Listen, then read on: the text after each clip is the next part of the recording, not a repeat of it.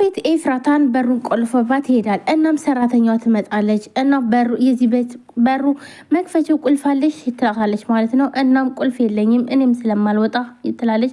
እና ታዲያ እዚህ ቤት ውስጥ ተቆልፎብሽ ነው እንደምትውይው ትላለች ማለት ነው። መውጣት ስትፈልጊ የምትወጪበት ቁልፍ የለሽም ትላታለች ማለት ነው። አይ የለኝም እኔም ወደ የትን ቦታ ስለማልሄድ ትላታለች።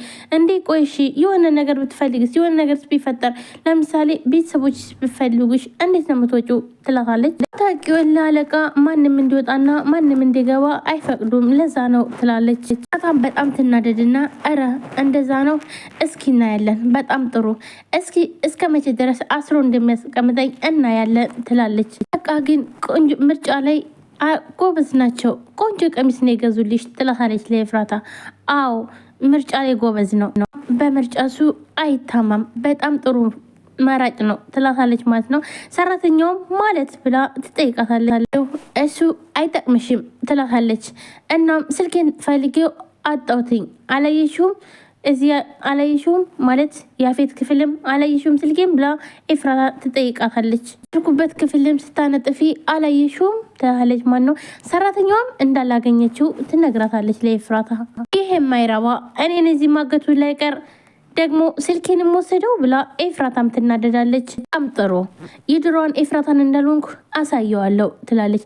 ሰራተኛዋም ብድግ አድርጋ ቆይ እዚህ ያመጣሽ አግቶ ነው እንዴ ትላታለች።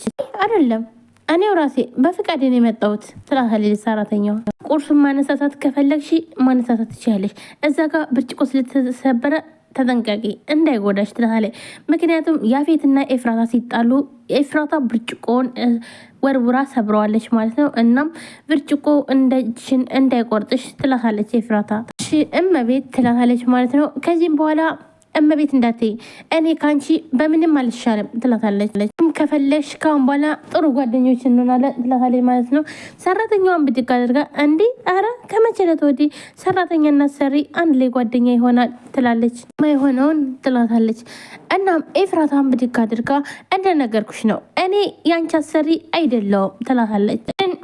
ካልፈለግሽ አላስገድሽም። ከዚህ በኋላ ግን ሰው ካስፈለገሽ እኔ ራሴ ከጎንሽ ነኝ ትላታለች። ሰራተኛዋም እሺ አመሰግናለሁ ብላቴ ትሄዳለች። ታታም ሰራተኛዋ ከሄደች በኋላ አሰብ አደረገችና እንዴ ቆይ ግን እንዴት እሱ ያስቀመጣት የኔ ሰላይ ብትሆንስ ብላ ሰራተኛዋን ትጠራጠራታለች። ምክንያቱም አላመነቻትም። ግን ምንኛ ነው በዚህ ልክ የለፈለፍኩት? እርግጠኛ ነኝ ደግሞ የእሱ ሰው ናት ትላለች ማለት ነው። ኤፍራታ ፍቅያት ብሏት ነው። ከዚህ በፊት ያልነበረች ሰራተኛ አሁን ድንገት ከየት መጣች?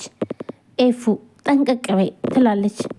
ነገሩ ምን ሊያመጣ ምክንያቱም እንደዚህ ተቆልፎብኝ ስልክ እኔ ጋር ሳይኖር ምን ታመጣለች ይላል ትላለች ኤፍራታ።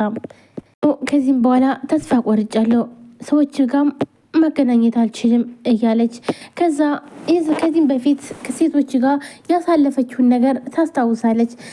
ሰላም ውድና የተከበራችሁ የቻናል ቤተሰቦች እንደናችሁ ላይ ጣናናችሁ ሁሉ ሰላማችሁ ብዝት ይበል።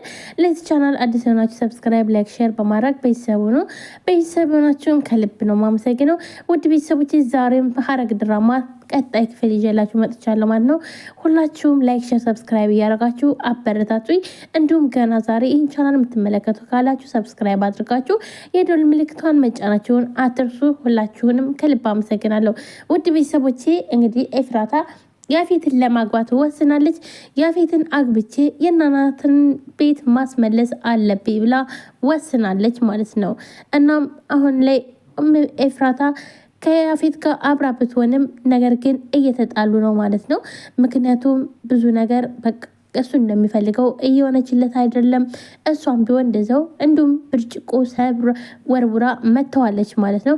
በጣምም እየተጣሉ ነው። ነገር ግን ኤፍራታ አሁን ላይ እንደምታገባው ውስጧን አሳምነዋለች። ኤፍራታም በፊት ያሳለፈችውን ነገር ሁሉ አስታወሰች እና እኔ ግን እንዴት ራስ ወዳድ ነኝ ለአንድ ሰው ስል ያ ሁሉ ነገር በፊት ያሳለፉትን ከኔ ጋር የእነዛን ሴቶች ስቃይ ረሳሁት ትላለች። ኤፍራታ አንቺ ያለብሽን ችግር በግልሽ ያለብሽ ችግር እነዛ ምስኪኖች ሴቶች ነፃ ካወጣሽ በኋላ ትመለሽበታለሽ።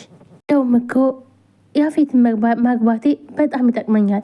እኔ እንደሆነ ህይወቴ በጣም ተበላሽቷል። እሱ እሱን ካገባ በኋላ የሁሉንም ሴቶች ህይወት እማድንበት አንድ ምንጭ አገኛለሁ ትላለች።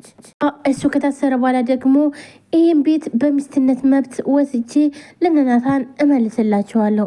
ከኔ ህይወት ውጭ ያለው ሁሉም ነገር ወደ ነበረበት ይመለሳል ትላለች ኤፍራታ። ፊትም በእግሩ እየሄደ ነው። ከዚህም በፊት በመኪና እየሄደ ያለ ህዊ መታ መንገድ ላይ አስቁመው እንዳይሄድ ስላደረገችው እናም ሊሄድ ያሰበበት ቦታ በእሷ ምክንያት ስለተመለሰ ዛሬ ደግሞ እስኪ በእግሬ ልሂድ ብሎ በእግሩ ጉዞ እያደረገ ነው። እናም ገኒን ያገኛታል። ገኒም እሱ ስታየው ልክ ሄዳ እግሩ ላይ ትደፋለች። እባክህን አቶ ያፌት እባክህን ልጅን አይኗን ማየት ነው የምፈልገው እባክህን እያለች እግሩ ላይ ተንበርክካ ትለምነዋለች ማለት ነው። እሱ ግን ምንም አልመሰለውም ማለት ነው። ያፈሪ ናታን በዚህ መልኩ ደግሞ መጣ። ሄዱና ለምኑልኝ ብለሽ ነው? ሄጂና እግሩ ላይ ውደቂ ብለሽ ነው? እኔ ምንም ነገር አይመስል። እባክን ያፌት፣ እኔ ኤፍራታ ልጄን አሳይ፣ ልጄ ነች፣ እውነተኛ ልጄ ነች ትላለች ማለት ነው። እናም ይሄ ደግሞ ሌላኛው ውሸታችሁ ነው እንዴ?